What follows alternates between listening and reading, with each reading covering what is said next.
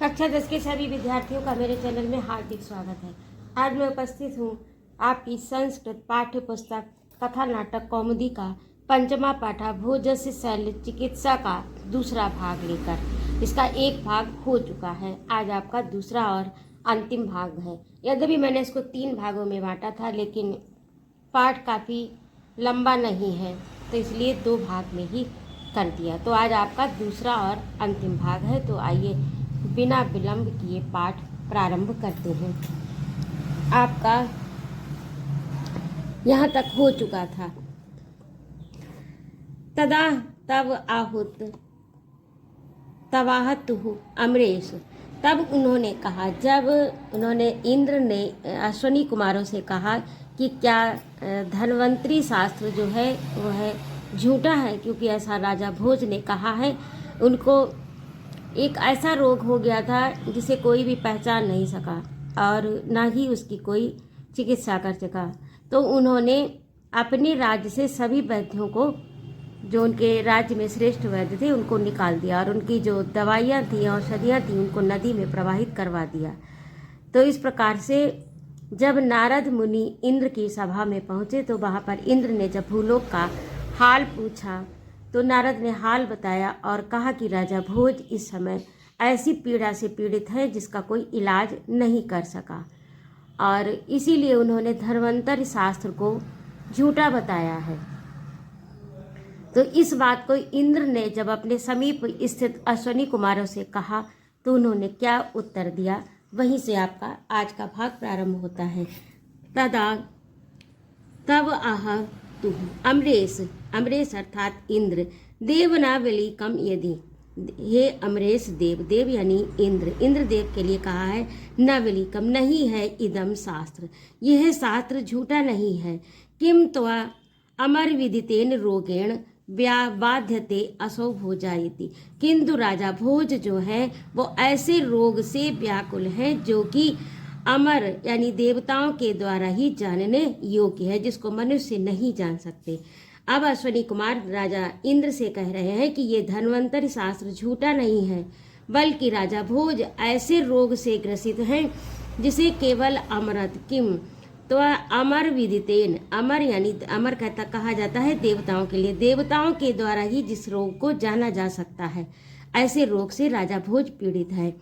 इंद्र को असो अवार्य रोगा, किस प्रकार से इनके रोग का निवारण हो सकता है और कौन इनके रोग का निवारण कर सकता है। किम भवतो विदितः, क्या आप लोग जानते हैं। ततस्ता उवचतु देव कपाल शोधन कृते, अब अश्वनी कुमार जो है वो उत्तर देते हैं कि हे देव कपाल शोधन करते, कपाल क्रिया करते समय भोजेन, भोज के तदा प्रविष्ट पाठीन, तब प्रविष्ट कर गई पाठीन यानी छोटी छोटी मछलियाँ कि हे इंद्रराज देव, अश्वनी कुमार कहते हैं कि कपाल शोधन क्रिया करते समय राजा भोज के मस्तिष्क में छोटी छोटी मछलियों के बच्चे जो थे वो प्रवेश कर गए। तन मूलोयम रोगायति, यही उनके मूल का मतलब यही जड़ है उनके रोग की, यही मूल कारण है उनके रोग का। तदा इंद्र शमान मुखा, तब इंद्र ने मुस्कुराते हुए कहा, तदि इदानीव युवाभ्याम गंतव्यम, तद इदानीम एव युवाभ्याम गंतव्यम, तब इंद्र ने मुस्कुराते हुए अश्वनी कुमारों से कहा कि तब फिर आप दोनों को वहाँ पर जाना चाहिए। न चेदितम परम भूलोके व्यग शास्त्र सिद्धि भवेत, और भूलोक में यानी पृथ्वी लोक में जो राजा भोज ने ये सिद्ध कर दिया, ये कह दिया कि ये धन्वंतरि शास्त्र झूठा है, तो उसकी सिद्धि का भी प्रयोजन आपको पूरा करना है, तो उसको भी सिद्ध करना है कि धन्वंतरि शास्त्र झूठा नहीं है, इसीलिए आपको वहाँ पर जाना चाहिए।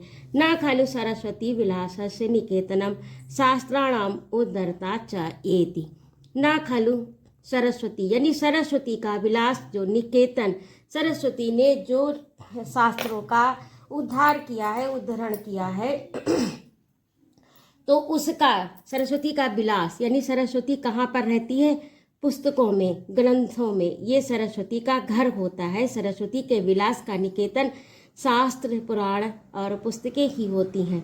तो जो सरस्वती के विलास का घर है यानी शास्त्रों में उद्धत है वह धन्वंतरि शास्त्र झूठा कैसे है, तो इसको आपका इसका भी उद्धार करना है।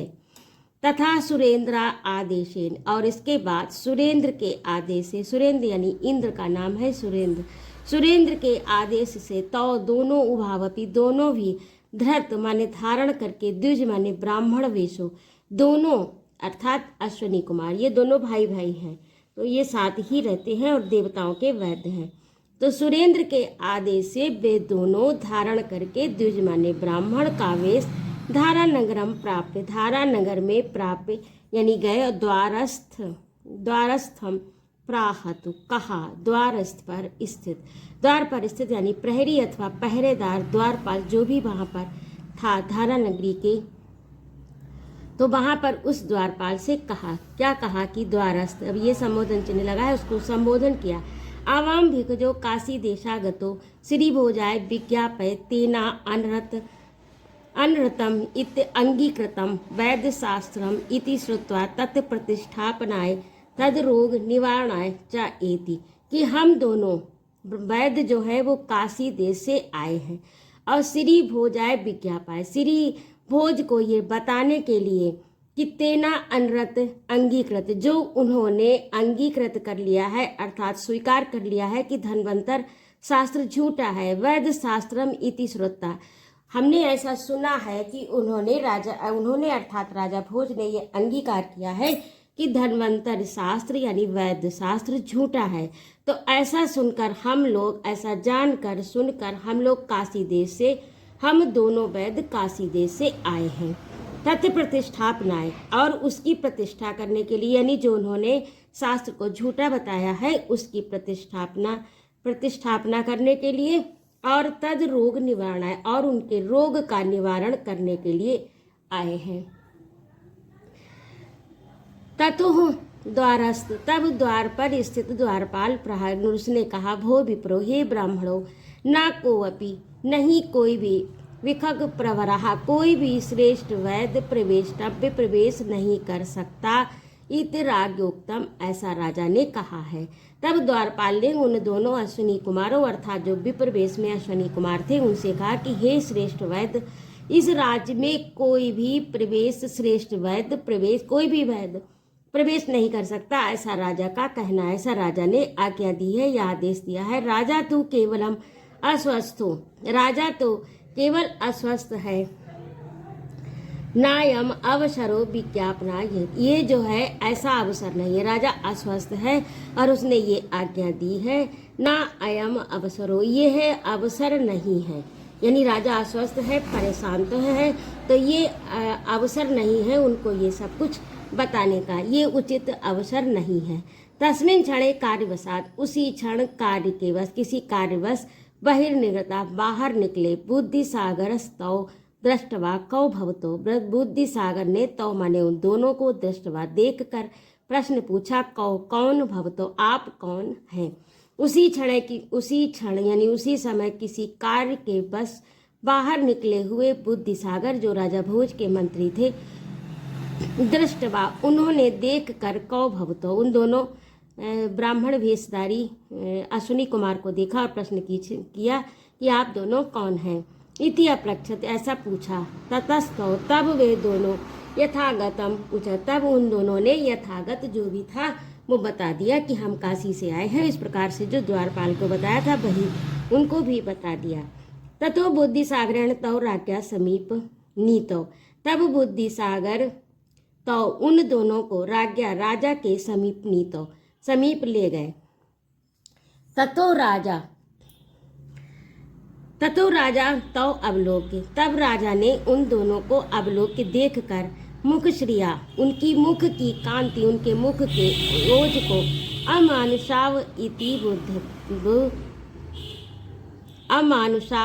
इति बुद्धद्वा आभ्याम शक्यतः, तब उन्होंने राजा ने उन दोनों को देखा और मुख की कांति देखकर वे समझ गए कि ये कोई मनुष्य नहीं, अमानुष है, ऐसा अपनी बुद्धि से विचार किया। आभ्याम, उनके मन में, उनकी बुद्धि में आया कि ये निश्चित ही, क्योंकि उनके चेहरे पर अत्यधिक तेज था, ओज था। तो उस जो ओज को देखकर राजा समझ गया कि ये कोई साधारण मनुष्य नहीं बल्कि शक्यताम रोगो निवारितम इति, ये निश्चय ही हमारे रोग का निवारण कर सकते हैं, क्योंकि ये साधारण मनुष्य नहीं है।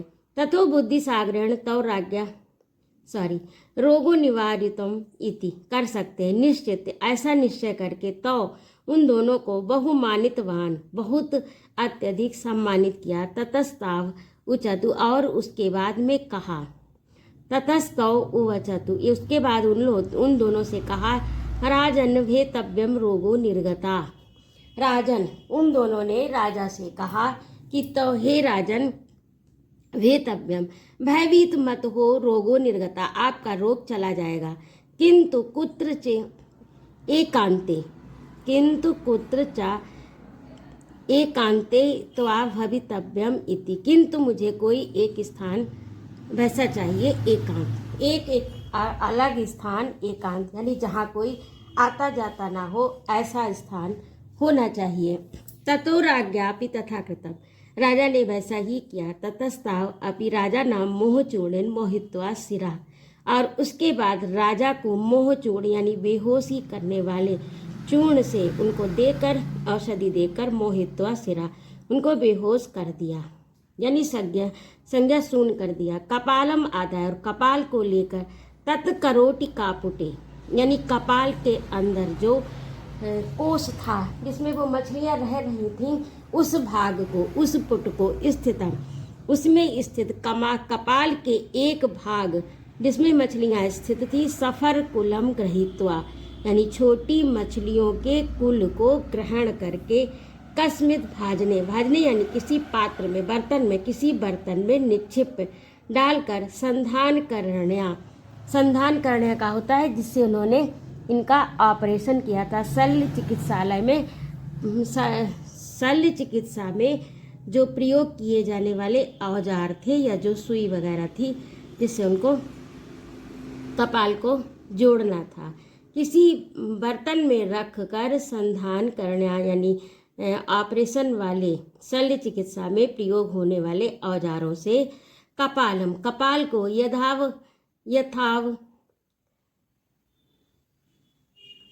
संधान करना, कपालम, कपाल को यथा उसी प्रकार, आचरच यथा उसी प्रकार से, संजीवनी उसी प्रकार से रख दिया, उसी प्रकार से आचरण कर दिया, यानी जैसा कपाल पहले था वैसा ही पहले उसको लिया और उसको उसमें से मछली निकाल के किसी बर्तन में रख दी और उसको संजीवनी औषधि से चमता जीवित्वा, उसमें फिर से चेतना उत्पन्न कर दी, यानी उसको फिर से जीवंत कर दिया।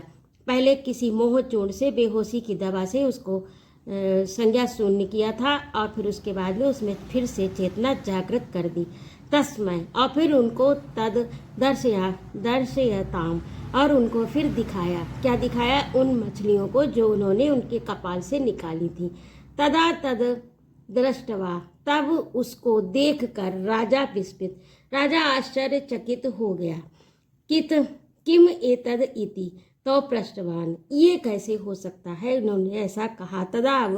तब उन्होंने कहा कि राजन त्वा वालदा रव्य परिचित कपाल शोधनदा संप्राप्तिम इति, तब उन्होंने कहा कि हे राजा, आपने जो कपाल शोधन की क्रिया की थी उसी का ये परिणाम है, उसी में ये मछलियाँ आपके कपाल में चली गई थी।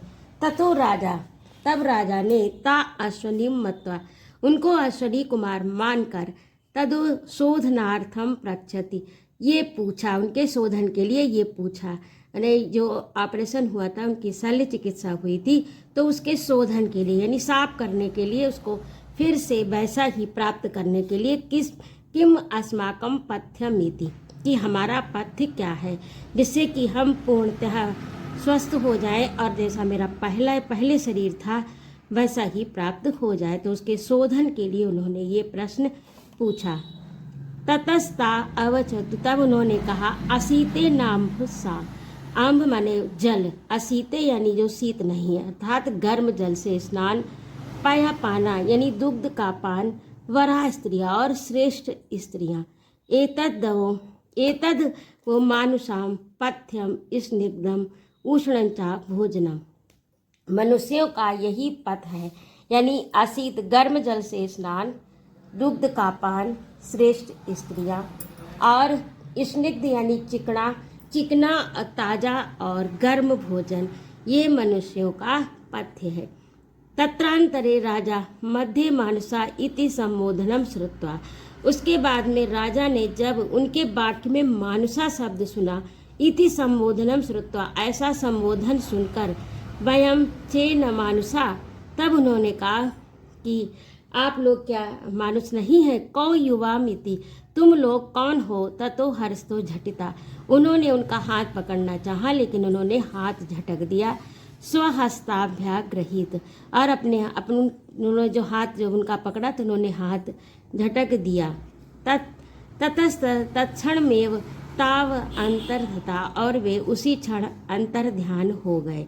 ब्रुवताव एव कालिदासेन पुण्यम तुरींच चरणम इति ततो राजा विस्मिता, और उन्होंने ये कहा, ये कहते हुए अंतर ध्यान हो गए कि कालिदास का जो श्लोक था वो पूरा हो गया, कालिदास के छंद का एक चरण पूरा हो गया। ततो राजा विस्मिता, तब राजा विस्मित हुए। सर्वान आहुए, सबको बुलाकर, तद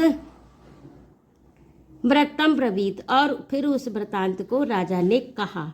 कौन सा? जो अश्विनी कुमारों के साथ घटित हुआ था। तत्श्रुत्वा सर्वे अपि चमत्कृता बहु, इसको सुनकर सभी लोग चमत्कृत यानी आश्चर्यचकित हो गए।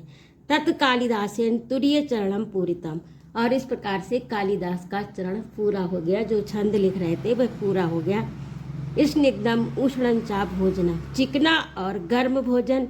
ततो भोजो अपि कालिदासम लीला मानुषम मत्वा परम सम्मानित बान, और उसके बाद राजा भोज ने कालिदास को लीला मानुष यानी परम पुरुष मानकर, इस लोक का ना होकर, अर्थात श्रेष्ठ दिव्य पुरुष दिव्य मनुष्य मानकर, मत्वा मानकर, परम सम्मानितवान परम सम्मानित किया। तो इस प्रकार से ये आपका पाठ पूरा हुआ। यदि आपको मेरा पढ़ाना अच्छा लगा हो तो कृपया मेरे चैनल को सब्सक्राइब करें, लाइक और कमेंट करें तथा अपने मित्रों में शेयर भी करें। सुनने के लिए बहुत बहुत धन्यवाद। जय मां भारती।